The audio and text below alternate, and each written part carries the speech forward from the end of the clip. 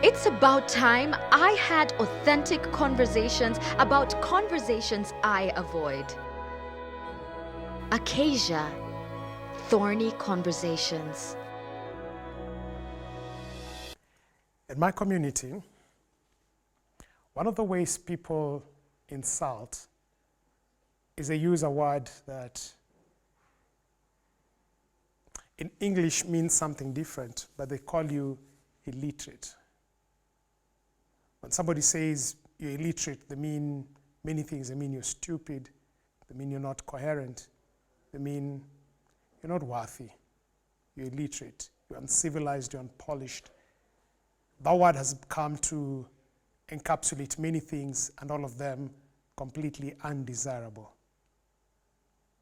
It's such a word loaded with many negativities to it that we'd rather avoid it.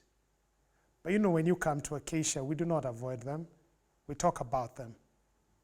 My name is Saya, and this is Acacia. And today we would like to talk about illiteracy. Depending with where you are in the world, illiteracy will mean different things. Because for instance, when you're in a very developed society, the level of learning you need to be able to function in that society is actually higher than in societies that are less developed. So you may find that whereas the literacy levels in the United States are reported to be very high, quite a number of the adults also cannot properly function in the environment that is because the literacy requirements are a bit higher. And therefore we define literacy here as the ability to have the capacity to read and write at a function, at a level that allows you to engage within your society, within your community, and with the world as a whole. And which means if you're able to write and not read, you're illiterate. If you're able to read and not write, you're also illiterate.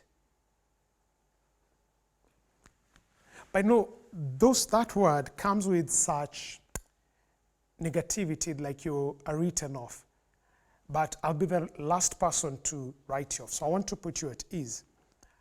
I'm the grandchild of an illiterate grandmother, but who was extremely wise. There's no direct connection between literacy and wisdom. My grandmother was both grandmothers, illiterate, yes, but deeply, deeply, deeply wise individuals. And they were able to achieve phenomenal amounts of things with their lives, despite the fact they did not get the chance to have a formal education. And so having put you at ease, I just want to talk about the challenge of literacy. It ranges from the bizarre to the humorous to the really sad tales. I've heard of farmers, many of large-scale farmers in my country in the past did not have good formal education, and so people and circumstances took great advantage of them. A case in point is where farmers would, after their harvest, come with a lot of money to a bank and just give it to the teller and tell him, hey, keep this money for me. They did not have the literacy level to know they needed to read and write and sign off a few things, and not a few of them lost their money because of that. Or think of individuals who've been swindled because they couldn't just read or write the details of a contract or the details of an agreement. And so literacy can cost an individual. And also just think there are countries and now communities that have just been able to position themselves for global advantage purely for nothing else, but because of their literacy levels. And in a world where we are increasingly working virtually, where a lot of work is being outsourced, literacy or illiteracy makes the determination between whether a country can be able to attract jobs from other countries or not, or whether a country can be able to export its workforce to other places or not. So literacy or illiteracy affects the way people function in their day-to-day life, whether they can be able to read the instructions, whether they can be able to cook a meal by themselves, whether they can cross the road, whether they can file their returns, whether they can go to the banking hall. But it also affects a country at a more macro level, whether it is able to attract and retain business or whether it will lose business to other countries. And it is therefore a matter that all of us need to understand. What does the Bible have to say about literacy? What's the Bible's attitude towards literacy? There are many angles to look at it, and that would be a subject of an entire series by itself. But one part I find very interesting is when you read the book of Revelation, chapter 1, chapter 2, and chapter 3, those are the three sections of Revelation that talk about Jesus writing letters to the 7 churches of Asia, which is the church through history all the way to the end of time. And every church, every of the 7 churches, he begins by commanding the angel, and always it begins like, to the angel in the church of Smyrna, write these things. To the angel in the church of Sardis, angel of the church of Philadelphia, write these things. Naturally, if I'm instructing that some communication to you be provided in writing, my expectation is that you will read. Many of the times when Jesus was confronted during his earthly ministry, his response began with the words, how do you read it? How do you understand it? God comes to us through the book of Isaiah and says, come now, let us reason together. The Bible in that timeless section of 2 Timothy 3:16 says, all scripture is inspired of God and is useful for teaching, for rebuke, for reproof, for instruction in righteousness, that the man of God may be thoroughly equipped for all good works. The indication of all I'm belaboring is this. Even as a text itself, God's intention for it to be understood by men is through the agency of reading. And God had inspired men writing. And therefore, God and the entire Bible is a product of literacy. It took literate men and women to write portions of the Bible, and it takes literate men and women to both read and understand. And it is a God we serve who is interested in the cultivation of the intellectual capabilities, primarily so that he may be able to communicate with the individual, and also secondly, that the individual's effectiveness may be able to be increased on the face of the world. So, contrary to lots of belief and teaching to the otherwise, the Bible is not a book that dwarfs learning. It's not a book that bluffs about learning, but it's a book that encourages, to the contrary, a learning culture and a mental culture. What does the world have to say about illiteracy and literacy? A lot. Many commissions, we all just generally agree right now that literacy is something that we need. What we do not have consensus about in the world is how or what constitutes literacy. But we generally agree on the concept that it is going to be important for people to know how to read and for people to know how to write. We argue, there's still schools of thought that argue, should people learn English everywhere? Should people learn Mandarin everywhere? Should people learn their mother tongue or their local languages? How should people learn? Should people stay in school the whole day? Should people study part-time? Should people be homeschooled? Should people learn at home? So there's debate on the mechanics of the how, but one thing we all agree is that individuals with learning, individuals with access to literacy skills that enable them to write and to read in a way that allows them to communicate is something that we all agree is needed, is essential, is beneficial. So I'll not at this point get into the arguments for or against whichever method. I will build upon therefore the understanding that we have that we need literacy and it is something that is required. Now, I've already mentioned my grandmother was not literate, but she still holds a core part in my life, in my formation of very many of my values and many other people. And secondly, that tells me that how we treat ourselves if we are illiterate and how we treat others if we are literate and they're not is an important thing. It is something we need sensitivity. We also equally need tact and wisdom on how to be able to navigate the same. So the question being, how do we combat illiteracy? I think for all of us, we can do a whole big favor to the war for literacy by simply staying in school. If you're still in school, don't drop out of school, because people who go through school generally become literate. They become able to read, they become able to write, they be able to improve their reasoning and thinking and computation skills if school does its work well.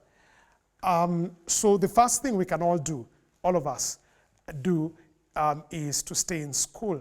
Now, I respect the fact that school could be homeschool. School could be a formal school.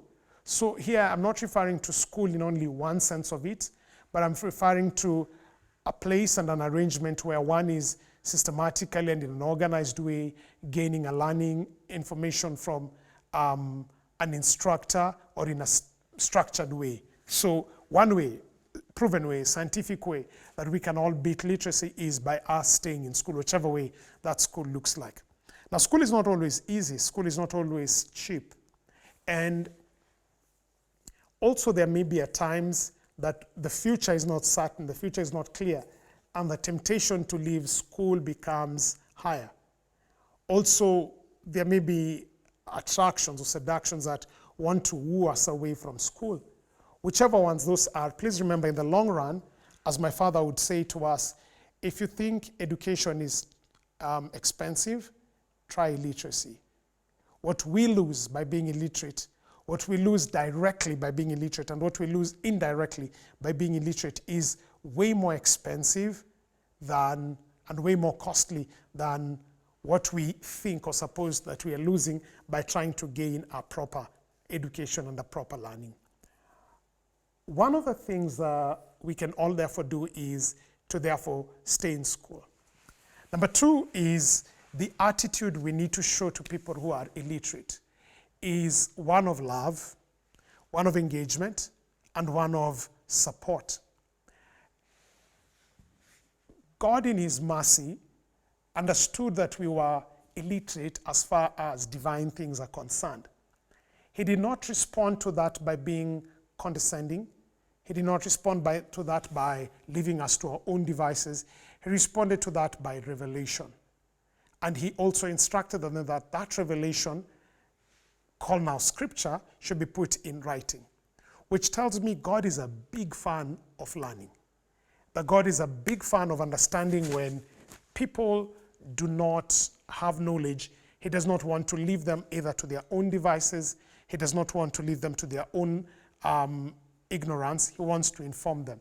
So much so that when you later read the letter by Peter, he says, now in your minds set apart Jesus Christ, that you may be able to have a reasoned defense about the faith you have come to believe in. So not only does God want us to have knowledge, he wants us to also have it in a way that is well thought out, that is proper, that is organized, that we may be able to teach it to others. When you read Deuteronomy 6 from verse 4, it says, hear, O Israel, the Lord our God is one, and these words that I say to you will be in your hearts, and then you shall be able to teach it to your children diligently when you sit down, when you walk down, when you rise. So the entire Jewish economy, and from which a lot of the Bible is built and borrowed, is a learning space. So God knew that the Israelites would have children down the road who would not be literate on some of the things about God. And God did not say, when your children come to you, you will look down on them, or you will hit them with all this amount of things, or you will despise them. No, he said, these things will be in your heart. And the reason they'll be in your heart is you will look for opportunities. You will look for ways in which you can be able to transmit this knowledge. So the second thing about combating the whole issue of illiteracy has to do with our attitude towards illiterate people. Please remember, illiteracy is not synonymous with lack of wisdom. There are very many people with wisdom who are not just given the chance to get a formal structured education. And so the second thing has to do with attitude. The third thing has to do with opportunity. In as far as it is within our power to give and create opportunities where people can be able to roll back on their illiteracy, let's do it. It may include volunteering a few of your hours to go and teach in less privileged communities or places where people don't have that much access to things that can help with their literacy. By so doing, by making the weakest among us strong, we collectively become way stronger than by leaving them to be weak on their own. It includes reading for your children. It includes supporting, whether it's even church programs where people are taught to be literate, we need to be able to create more opportunities where people can be literate. And this could include giving to such programs. It includes supporting individuals who are involved in adult education programs so that more and more opportunities can be created where individuals can be able to learn. Finally, our fourth strategy would be how you view yourself as the illiterate person. So there's how you're viewed, which should be out of respect, but how you view yourself as a person who is illiterate, it should be number one, don't think about it as being terminal. My country, Kenya, in the year 2002, started free primary education. Previously, public education at the primary level was paid for. And because of financial reasons, quite a number of people were excluded. When a new government took over, it instituted free primary education. When students reported, the whole world, and not just the country, was shocked when, by then I think he was 78-year-old old man called Kimani Waruge, joined school. And he was old, definitely old. He was in class with people definitely who are at least his great-grandchildren. Probably the teachers were his children or grandchildren's age. And he was in full uniform with his shorts and his socks all pulled up. And he showed, though old and at times frail and sickly, he was able to come to school again and again. And a movie has been done about him. And later on, inspired by him, I saw another lady who was very old also, and she just said the reason she came to school was for no other reason. She wanted to be able to read so that no one could read for her, and she wanted to learn to read so that she could now read for herself the Bible. The point from all these stories is one thing. How you need to view yourself as a person who is illiterate is to realize it's never too late. It's never too late to join this game. What you're losing by persisting in your illiterate ways is way more than what you would, you will gain. In other words, you'll gain way more by trying to get literacy skills even when you're older. Even when you think your chance has passed, it is way better to still gain those opportunities. Now, adult learning opportunities exist which are not as maybe rigorous or as structured or as formal or as 8 to 5 as those that exist when you're younger, but it pays to be able to study and to know more. So as a person who is illiterate, what you need to understand is simply this: it's never too late. You can begin again, you can rebound again, and you can grow. My father, he reached the second year of his high school, and back then when he was in school, that was not much of learning. But what he did is, because his schooling had to be discontinued because there was no money, my grandparents could not afford, and there was no one willing to pay, he dropped out. And ever being the person keen to read, he started life and went to one town in Kenya where his cousin was running a laundromat. And while he was there, he did two things. He learned the hands job about just working in a laundry, and he improved as a result of that his literacy as he engaged with people, as he interacted, as he spoke. Remember, he'd studied in the village, so his English skills were poor. He was probably very good at mother tongue and basically barely good at English. But by going out there and working in a laundromat and dealing with machines and equipment and learning how to operate them and learning to speak to customers and doing things like that, his language skills improved. By the time he was going to that laundry thing, he was advanced of age. He was beyond the days for formal school education. And he then came to the capital city, Nairobi, from where he happened to hear that one of the leading hospitals was looking for somebody they were employing people in their laundry. And he'd gotten laundry skills from his work in a smaller town.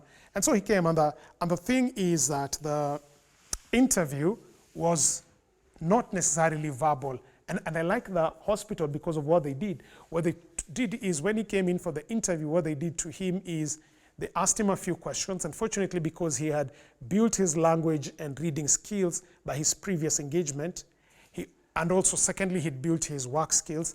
The second bit of the interview was you put into the real work situation and then told to do it. And because of the hard work he had learned and everything, he was able to get the job because he was good at what he was doing at the laundry. But the story does not end there. So my father began working for a hospital in the laundry department. And because he did not have the it's too late, it's done kind of mindset, he continued adding on his literacy skills. And by the time he retired, he was working in the laboratory of a hospital as a phlebotomist. A phlebotomist is somebody who's involved in taking your blood and screening it and doing all of that. And remember, this is somebody who only studied up to what we call Form 2, second year of high school. And his literacy skills at that point were just nascent, starting. But then because he embodied the mindset of being a lifelong learner, he was able to improve his literacy. And because of that, in a previous episode talking about poverty, Dad came from a very poor background. And he raised us a lot in poverty because all his improvements he was doing when he was learning and improving while raising his family at the same time. But because of his never say die and because of his emphasis on literacy, he was able to transfer the same abilities to us and the same emphasis on us so that we continue being lifelong learners. He was able to improve his income earning at the end of the day. And now when that is meshed with his biblical learning, my dad has been able to serve as an elder in the church. My dad has been able to serve better in the community. His capacity, his abilities were always there. When added with literacy, they've been able to become a force for good. And one reason is this: he never thought it was too late. He never thought it was beyond him. He began with what he had, where he had, but he did not settle. He kept growing. He kept improving. I have a cousin who, similar circumstances, school fees was not available and had to drop out barely after primary school. But then again, embracing the same mind, has been able to improve on her literacy skills and become an efficient caregiver and a medical support person. And as a result, has been able to lift not only her own well-being, but has also been able to improve the well-being of other members within the community.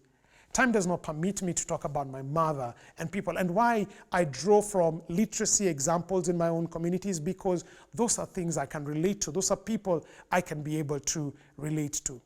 So literacy is going to be an important thing in our spiritual walk. It's going to be an important thing where you go. But you need to, for you to be able to get to it, you need to be able to embrace a mindset. It's not too late. If you are the literate one and dealing with people who are illiterate, you need to see them out of respect and deal with them as individuals who are respectful. For you who's in school, the best way to overcome illiteracy is stay in school. Let school do its bit. Let you learn. Whatever the school is, whether it's homeschool, whether it's a formal school, stay in school, finish learning. Don't drop out of school, because people who stay in school overcome literacy and then embrace the mindset of being a lifelong learner. Let me speak about lifelong learning, because often when we think about lifelong learning, we think, oh, I need to go in school and all of that. The best prototype we have about lifelong learning is Jesus and his disciples. And when you look at what they were able to achieve, how Jesus was able to take people who are schooled in fishing and make them literate and efficient in matters theological and matters religion, is an example of how a lifelong literate learner is created. When Jesus steps on the scene in Matthew 4 and calls the first batch of fishermen, John, James, Peter, and Andrew, he comes with them with a very clear first proposition. Lifelong learning has three components, which is defining what you need to learn, looking for ways to facilitate that learning, and then tracking that the learning is happening. Those three things: define, facilitate, and track it. Let me break them up so that you understand. And let me use the example of Jesus on this literacy equation. When Jesus approaches the first people, he tells them, come, follow me. and I will make you fishers of men. Jesus has defined very clearly what he wants to make out of them. So similarly, in our quest for literacy, when the goal is not very well defined, many people become disillusioned. Many people lose track. So if you are stuck as an illiterate person now, define what you want to be. Kimani defined it very simply. I want to be able to read the Bible. I was clearly defining what he wants to achieve out of this. So by you going to step number 1 of being a lifelong learner is defining what you want out of a learning experience and becoming very clear. And the way to define it is I need to be able to do X so that I can be able to do Y. Kimani, I want to be able to read the Bible so that I can be able to study the Bible for myself. So one of the things that will keep you motivated in your journey towards literacy is clearly defining what you want to achieve. I want to be able to study for myself so that I can build skills and confidence and get job opportunities. That's a clear definition. So number 1 is defining. Number 2 is where many people begin deviating and losing heart, which is called facilitation. Facilitation is how do I get to learn what I need to learn? Simple. And facilitation does not always need a teacher. Facilitation can need a mentor. Facilitation can need a mentee. Facilitation can need an apprentice, person you observe. A good way to show you this is how children learn language. Most children do not learn other languages by sitting down and being taught. They learn it as they do. They hear and then they imitate. And maybe if you're an advanced person and you need to become, you're advanced in your years and you need to gain a new form of literacy, maybe this is something to consider. Facilitation means simply putting yourself in opportunities where you can observe, assimilate, and repeat. Those 3 things. A space where you can observe what others are doing, where you can assimilate what is being taught, and where you can repeat, and where you can continuously get feedback. And by so doing, you're able to improve. In our country, we have 43 languages, and often when you need to learn a new language, what you need to do is just put yourself there and learn it. And finally, track. What you do not measure, you cannot improve. What you do not measure, you cannot improve. So if what you've defined, what you want to become, I want to become more literate, you need to ask yourself, am I always improving or am I not improving at this? If you do those 3 things, observe, if you define what you want to learn, facilitate what you need to learn, and keep track. Am I getting better? Am I getting feedback? Am I improving? By just putting those 3 things, you're able to move from illiteracy to literacy. And you can nail the illiteracy trap. Until next time, share your comments and keep the conversation going. My name is Saya, and this is Acacia.